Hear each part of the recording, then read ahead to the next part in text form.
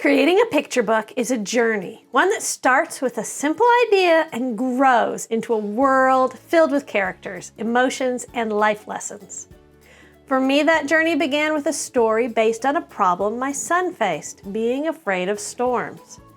I wrote, edited, and sketched countless ideas, refining them until they captured what I wanted to share. But it wasn't until I created my finished picture book dummy that I could finally see the full picture.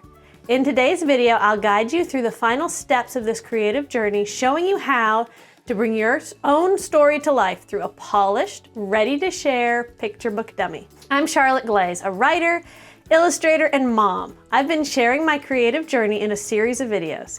So far, we've covered getting a great idea, writing, editing, paginating, and thumbnailing our story. You can see all these videos in my How to Make a Picture Book playlist. You could also subscribe to my channel for more videos in this series.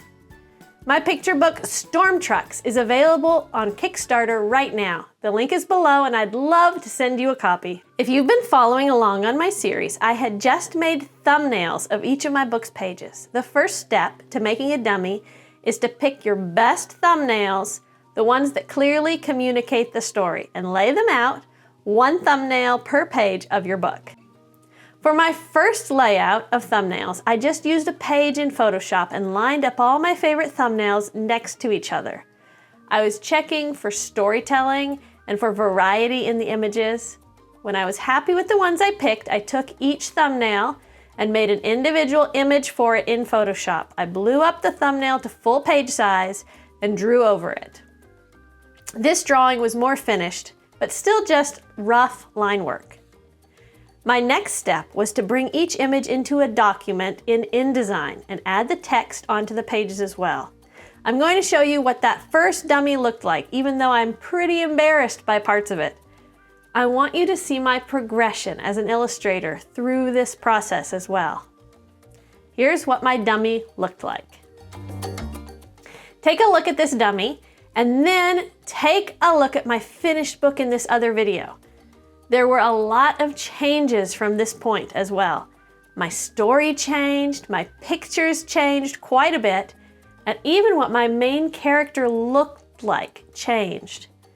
When I was creating my dummy, it was both thrilling and nerve-wracking to see my story start to take shape. I remember looking through the rough sketches, zooming out to see if the flow of the story made sense. The line drawings were simple, yet they captured the essence of each scene. I wasn't aiming for perfection, just a clear story and emotion.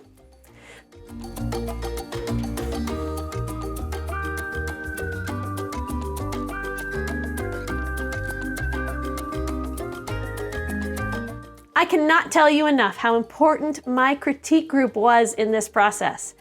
I brought what seemed like a clear story to them, and they found areas that were confusing and helped me fix them. A critique group is amazing because they support you and are honest about what doesn't work. You can't know what others think unless you ask them. For example, I used to have the power going out because the trucks crashed into a power line and had an accident. My critique group found this confusing and thought it raised a lot of unanswered questions, so that part of the story changed. How finished should the line drawings be? There's a balance between too rough and too polished when it comes to your line drawings in your dummy. My thumbnails were obviously too rough. I found that for me, it was about ensuring the story was clear, the emotions were there, and the compositions were strong. Think of these sketches as your roadmap. They don't need to have every detail worked out, but they should guide the viewer through the journey your characters are on.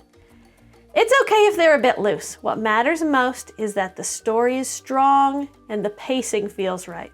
As I worked on my book, I remember the excitement and pressure of choosing which 3 illustrations would be my finished images, the ones that would best showcase my art style and the heart of my story.